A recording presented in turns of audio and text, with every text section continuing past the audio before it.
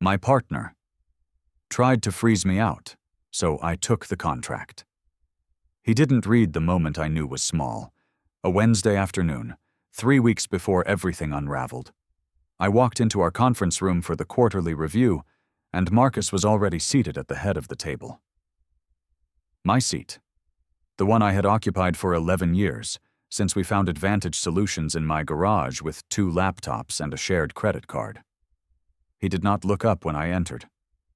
His phone held his attention, and when our CFO, Ellen, glanced at me with something that might have been pity, I understood that I had missed something. A vote, a conversation, a decision made in a room I was not invited to enter. I sat down at the other end of the table, folded my hands, and listened.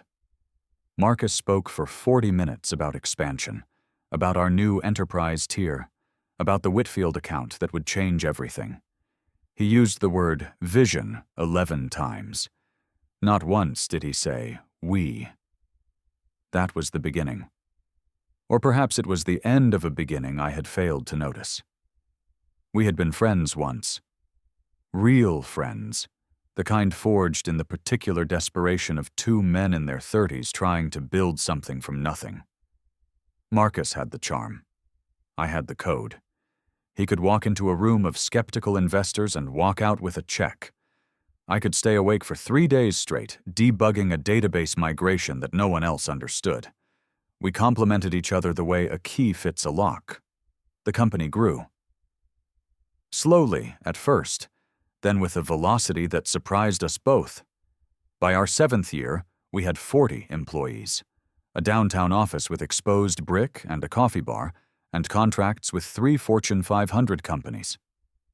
Marcus began wearing better suits. He hired a personal assistant named Derek, who called everyone Chief, and scheduled Marcus's lunches like they were summit meetings.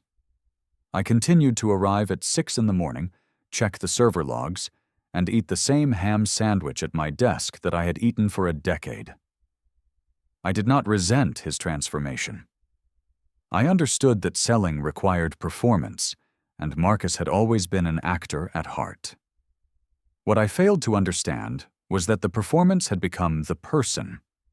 Or perhaps the person had always been the performance, and I had simply been too close to see it. The changes came gradually. First, I was removed from the client calls. Marcus explained that my technical focus was better spent elsewhere, that his relationship-building skills were more suited to the front lines. I agreed. It made sense. Then I was removed from the board presentations. My updates would be summarized by Marcus, he said, to maintain a unified voice. I agreed to that too. Then came the new hires, young men with business degrees who reported directly to Marcus and looked through me when we passed in the hallway, as if I were a piece of furniture that had always been there and therefore required no acknowledgement. Ellen began CCing me on emails I should have been the primary recipient of. Small things, budget reallocations, vendor negotiations, policy changes. She never said anything directly, but her quiet inclusion felt like a warning, like a neighbor leaving your gate open so you might notice it before the storm. The board meeting where they tried to reduce my equity stake was in September. I learned about it 2 hours before it was scheduled to occur from a text message Ellen sent from the parking garage. "Check your email," it said. "I'm sorry." The proposal was elegant in its cruelty. A restructuring, they called it.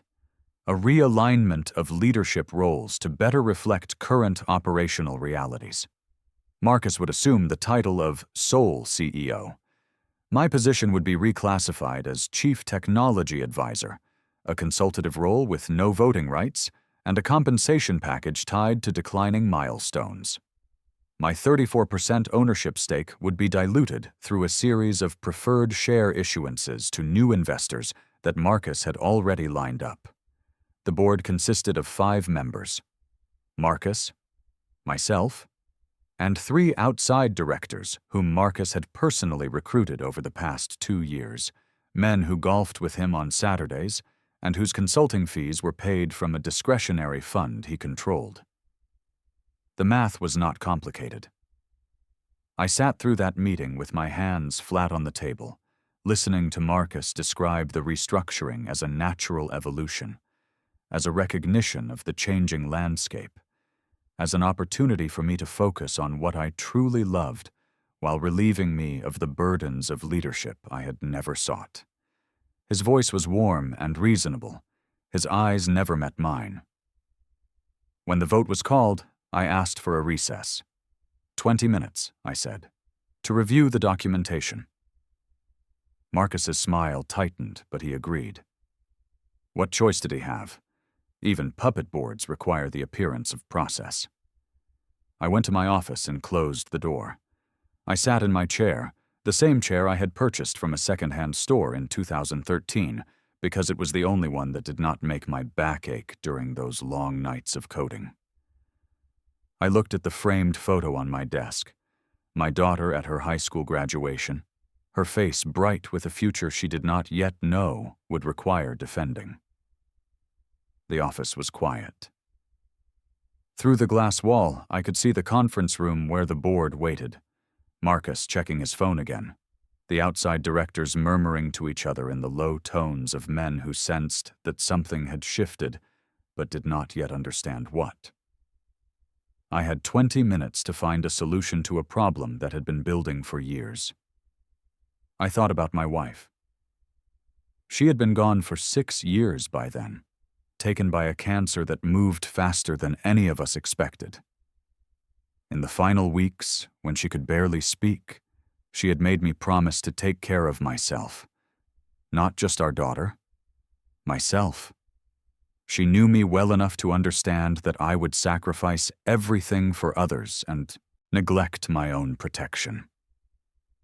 She had always been the one who watched for threats, who questioned motives, who reminded me that not everyone operated with the same good faith I assumed. "You trust too easily," she had told me once, early in our marriage. "It's one of the things I love about you, but it will hurt you someday." Sitting in my office, watching the minutes tick away, I understood that she had been right. Then I opened my filing cabinet and retrieved a folder I had not touched in 11 years. The founding documents of Vantage Solutions were not complex. We had been young and naive, 2 friends with a dream, and a lawyer whose hourly rate we could barely afford. We signed everything he put in front of us, eager to get to the work that mattered.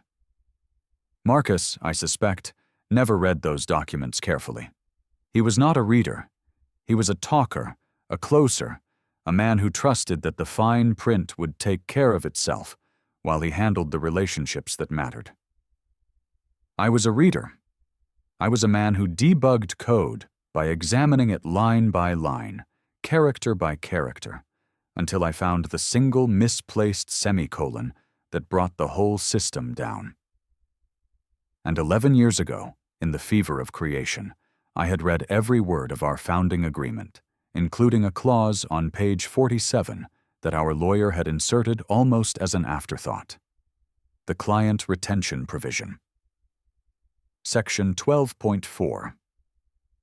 In the event of any involuntary separation, forced equity reduction, or termination without cause of either founding partner, said partner shall retain beneficial interest in any client relationships personally acquired during the transition period, defined as the 6 months preceding the separation action, for a period of 5 years following separation.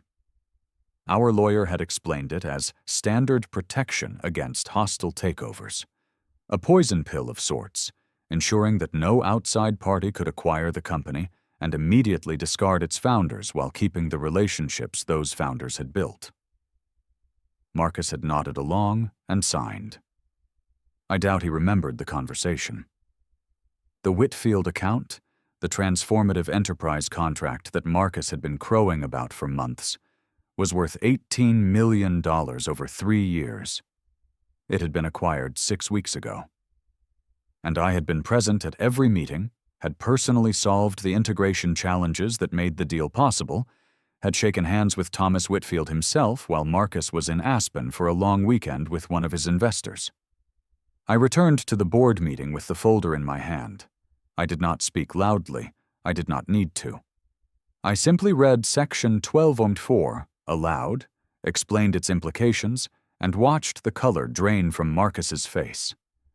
The restructuring was tabled. The board adjourned in confusion.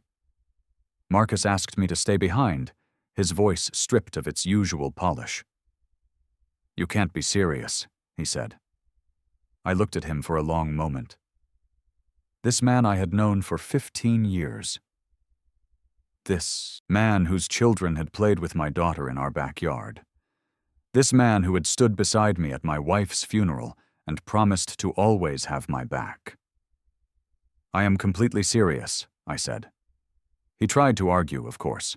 He tried charm, then reason, then threats. He suggested that the provision was unenforceable, that any court would see it as an artifact of a different era, that fighting me would cost both of us more than it was worth. He suggested that we could find a middle ground, a compromise that honored both our contributions. I listened to all of it. Then I asked him a simple question. "When did you decide I was in your way?" He did not answer. He did not need to. The silence told me everything.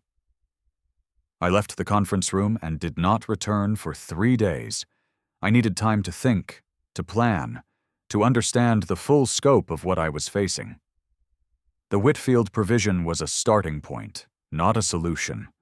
Marcus had allies, resources, momentum. He had spent 2 years constructing this moment. I had 20 minutes of warning and a clause that most lawyers had never encountered. The first thing I did was audit my own records. Every email, every meeting note, every contract I had been involved in over the past year. I spread them across my kitchen table at home, organized by date, looking for patterns I had missed. The coffee grew cold beside me. The night deepened and brightened again. What I found was meticulous. Marcus had been careful. The communications were always just vague enough to maintain deniability. The decisions always framed as collaborative even when they excluded me. He had learned from someone, or perhaps he had always known, that the most effective takeovers happen slowly, incrementally, so gradually that the target does not recognize the threat until the walls have already closed around them. But there were gaps, small ones. A meeting with a potential investor that I had been told was canceled, but that actually occurred, confirmed by a calendar entry Marcus's assistant had failed to delete. An expense report for a golf outing that included 2 of the outside directors, dated 3 weeks before their appointment to the board. A series of text messages that Ellen had forwarded to me months earlier, thinking I should know, that showed Marcus discussing transition planning with our largest vendor. None of it was illegal. That was the elegant cruelty of it. Marcus had not stolen anything. He had simply repositioned, realigned, restructured. He had used the mechanisms of corporate governance to achieve personal ends, and he had done so within the letter of every agreement we had signed. Except one. The following weeks were a careful choreography of legal consultation and strategic patience. I hired my own attorney, a woman named Sandra Chen, who specialized in partnership disputes and who listened to my story with the focused attention of someone who had seen this pattern before. She reviewed the founding documents, confirmed the validity of Section 12.4, and outlined our options with the clinical precision of a surgeon discussing an operation. Marcus, she explained, had 2 choices. He could proceed with the restructuring and lose the Whitfield account, which would trigger default provisions in the new investor agreements he had been negotiating and likely collapse the funding round entirely. Or he could abandon the restructuring and accept that the power dynamic had fundamentally shifted. Sandra was thorough in ways that reminded me of my own approach to debugging. She pulled the corporate records, the board minutes, the investor term sheets that Marcus had been circulating. She identified 3 separate instances where Section 12.4 had been inadvertently reinforced by subsequent amendments, each time in language that Marcus had approved without scrutiny. He never hired a lawyer to review the original documents, she said, something like wonder in her voice. In 11 years, with all these changes, he never once had someone check the foundation. He trusted that I had handled it, I said. Did you know back then that this clause might matter someday? I considered the question honestly. I knew that businesses change, that relationships change. I did not know it would be Marcus, but I knew it would be someone. She nodded, the nod of someone who understood preparation without paranoia. That was wise. I did not want to destroy the company. I had built it too, had poured too many years of my life into its foundation to watch it crumble. But I also understood that Marcus would never stop. Men like him did not learn from setbacks. They recalibrated. They found new angles. They waited for opportunities. So I created a third option, one that he never saw coming. The Whitfield relationship required cultivation. Thomas Whitfield was not a man who made decisions hastily. He had built his logistics empire over 40 years, starting with a single truck and a willingness to work nights that his competitors considered unreasonable. He valued competence, directness, and follow-through. He had little patience for corporate politics. I drove to his offices on a Tuesday morning, unannounced. His assistant tried to turn me away, but Thomas appeared in the lobby before I could leave, his handshake firm and his eyes curious. "The tech guy," he said. "Marcus's partner. Not for much longer, potentially. I wanted you to hear that from me." We talked for 2 hours in his corner office, surrounded by photographs of trucks and warehouses and ribbon-cutting ceremonies spanning decades. I told him everything. Not the legal strategy, not the emotional betrayal, but the practical reality. The company was changing. The person who had built his integration was being pushed out. He deserved to know what that might mean for his investment. Thomas listened without interrupting, his fingers steepled, his expression unreadable. When I finished, he was quiet for a long moment. "You're not asking me for anything," he said finally. "No." "Then why are you here?" "Because you trusted us with your systems, and I don't think trust should be a one-way street." He smiled then, the first smile I had seen from him. That's an unusual approach, in my experience. I'm an unusual person, in most people's experience. He walked me to the elevator himself, something his assistant later told me he never did. At the doors, he handed me his personal card. "Call me if things change," he said. "I have options. So do you." The Whitfield contract included a clause that allowed for reassignment of primary vendor contact at the client's discretion. I called Thomas Whitfield directly, not to negotiate, but to ask a simple question. If Vantage Solutions were to experience significant leadership transitions, would Whitfield Enterprises prefer to continue working with the company or with the individual architect who had designed their integration framework? Thomas was a practical man. He had built his own company from nothing and understood the difference between the face that sold and the hands that built. He asked me to send over a proposal. I spent 2 weeks preparing that proposal. Not for a competing company, but for a consulting arrangement that would allow me to continue supporting the Whitfield integration as an independent contractor, with an option to bring the full contract to any firm I chose to join or create. Sandra reviewed every word to ensure it remained within the bounds of Section 12(4). The process was not without obstacles. Marcus, sensing that something was shifting, made his own calls to Thomas Whitfield. I learned this from Thomas himself, who phoned me one evening with an audible trace of amusement in his voice. "Your partner is concerned about your mental state," he said. "He thinks the stress of recent events has affected your judgment." What did you tell him? I told him that I've met a lot of stressed people in my career, and none of them spent 2 hours explaining technical architecture to me without once asking for anything in return. That's not stress. That's something else entirely. There were legal complications as well. One of the outside directors, a man named Howard Lester, who had known Marcus since their business school days, filed a motion challenging the validity of Section 12.4. He argued that the clause was unconscionable, that it had never been properly executed, that the circumstances of its creation made it unenforceable. Sandra and I spent 3 days responding to his filing, gathering documentation, preparing for a hearing that could have derailed everything. The hearing never happened. Howard withdrew his motion the morning it was scheduled to be heard, without explanation. I learned later, through Ellen's quiet network of information, that Thomas Whitfield had made a phone call to Howard's firm. Thomas sat on the board of a pension fund that represented a significant portion of Howard's client base. The call was brief, I was told, just a question about potential conflicts of interest. Howard understood the implication. I did not ask Thomas to make that call.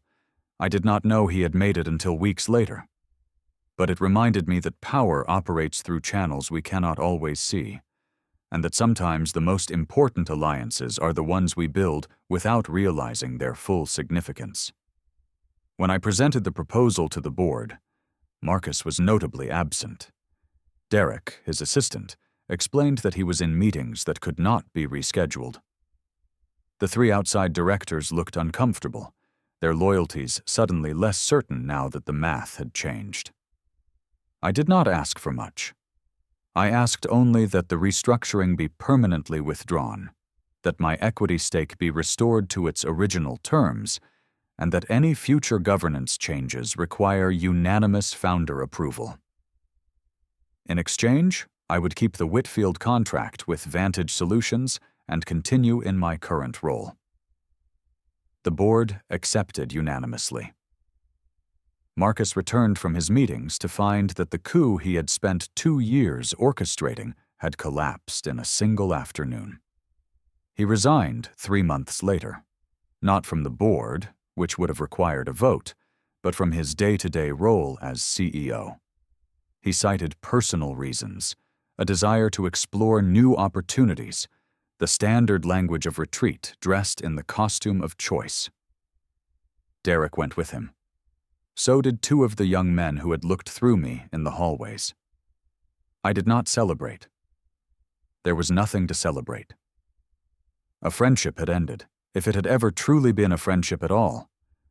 A partnership had revealed itself as a long con, a patient extraction that I had been too trusting to see. I had won, if winning was the right word, but the victory felt hollow, like returning to a home after a fire to find the structure intact, but everything inside charred beyond recognition. Ellen stayed. So did the core team, the engineers and project managers who had built Vantage alongside me from the beginning. They had watched the drama unfold with the weary awareness of people who had long suspected what I had been blind to. One of them, a senior developer named Raj, who had been with us since year 3, stopped by my office the week after Marcus left. "I should have said something," he said. "We all should have." "Why didn't you?" He considered the question carefully, the way he considered every problem before proposing a solution. "Because we were afraid you wouldn't believe us, and we needed this job." I nodded. I understood. Fear and necessity were powerful silences. I had been silenced by them myself, by my faith in a friendship that had become a mask for ambition, by my belief that shared history meant shared values. In the weeks that followed, I received 3 job offers from competitors who had watched our drama unfold from a distance. I declined all of them. One CEO, a woman I had known professionally for years, asked me why I was staying with a company that had tried to betray me. "The company didn't betray me," I said. "A person did. There's a difference." "Is there?" "Yes. The company is the people who stay, the culture we build, the work we do. One person's ambition doesn't define what we created." She thought about that. You're more forgiving than I would be. I'm not forgiving anything. I'm just being precise about what I'm angry at. The Whitfield contract proceeded smoothly. Thomas and I developed a genuine respect over the following years, the kind that emerges when two people prove their reliability through action rather than promise. He referred us to 3 other enterprises in his network, and those relationships grew into partnerships that expanded Vantage's reach in ways Marcus's charm offensive never had. I learned things about myself in the aftermath. I learned that I had been complacent, not in my work, but in my awareness. I had focused so intently on the technical challenges in front of me that I had neglected the human architecture of the company I had helped create. I had trusted too easily and questioned too rarely. I had believed that competence and loyalty were the same thing. They are not. Competence is a skill. Loyalty is a choice. And some people choose only themselves. I also learned that I was capable of a coldness I had not known I possessed. In those final weeks, as I maneuvered Marcus into a corner he could not escape, I felt nothing. No anger, no satisfaction, no grief. Only a calm, methodical focus on the task at hand. It was the same focus I brought to debugging code, to tracing a problem back to its source and eliminating it with precision.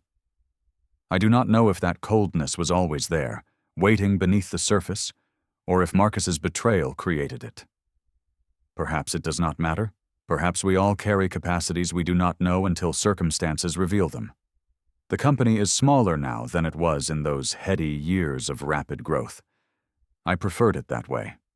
I brought in a new CEO, a woman named Patricia, whose experience in sustainable scaling aligned with my own values, and I stepped back into the role I had always been most comfortable with.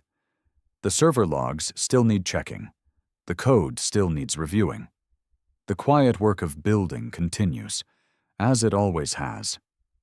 My daughter asked me once, years later, why I did not simply leave, why I did not take my shares, walk away, and let Marcus have what he so desperately wanted. She was an adult by then, a lawyer herself, and she understood the complexity of partnership disputes in ways I never needed to explain. I told her the truth. I stayed because the company was mine too, because walking away would have been a different kind of loss, an acceptance that someone else could define my worth and my future. Because the clause on page 47 was not a weapon I discovered in desperation, but a foundation I had laid years before, a recognition that trust must always be verified, that even the closest partnerships require protection against the frailty of human nature. "Did you know he would betray you?" she asked. "No," I said, "but I knew someone might."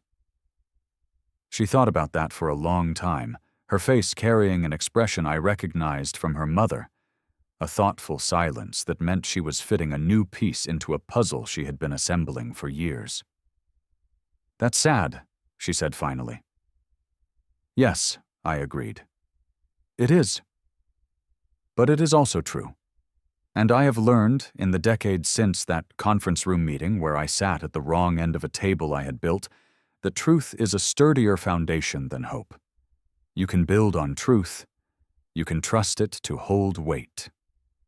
Hope is lighter and lovelier, but it shifts beneath your feet when you need it most. I keep the folder in my filing cabinet still, the one with the founding documents and the clause that saved everything.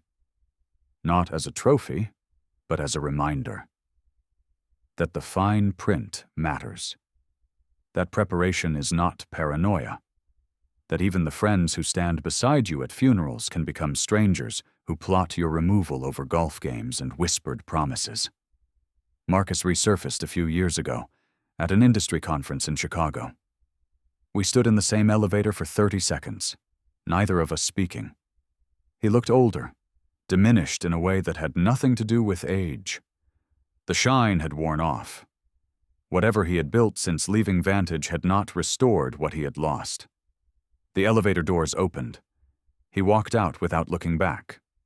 I remained inside, continuing to my floor, to a panel discussion on legacy systems integration that I had been invited to moderate. It was not forgiveness. I do not know if I will ever forgive him. But it was something adjacent to peace, a recognition that his story had continued beyond the chapter we shared, just as mine had. We were separate books now, shelved in different sections of the same library. I think about betrayal sometimes, late at night when sleep is elusive, and the silence of my house feels less like solitude and more like the absence of someone who should be there. Not Marcus. My wife. She would have seen it coming, I believe. She had a sharpness for human motivation that I lacked, an ability to look at a person and understand not just what they said, but what they wanted to say and could not. She would have protected me, or she would have taught me to protect myself. Either way, I would not have sat in that conference room on a Wednesday afternoon, surprised to find someone else in my seat, watching my life restructure itself without my consent. But she was gone, and I was alone, and I had to find my own way through. The folder in the filing cabinet, the clause on page 47, the cold precision that emerged when I needed it, like a muscle I did not know I had until I was required to use it. This is what I have learned, in the end. That betrayal teaches you about yourself as much as about the betrayer. That the people who hurt you most are often the people you trusted most, and that is not a contradiction, but a definition. That protection is not cynicism, and vigilance is not fear. And that sometimes the document you signed 11 years ago, the one your partner never bothered to read, is the only thing standing between you and someone else's version of your future. I built Vantage Solutions with my own hands, one line of code at a time. I will not apologize for keeping it.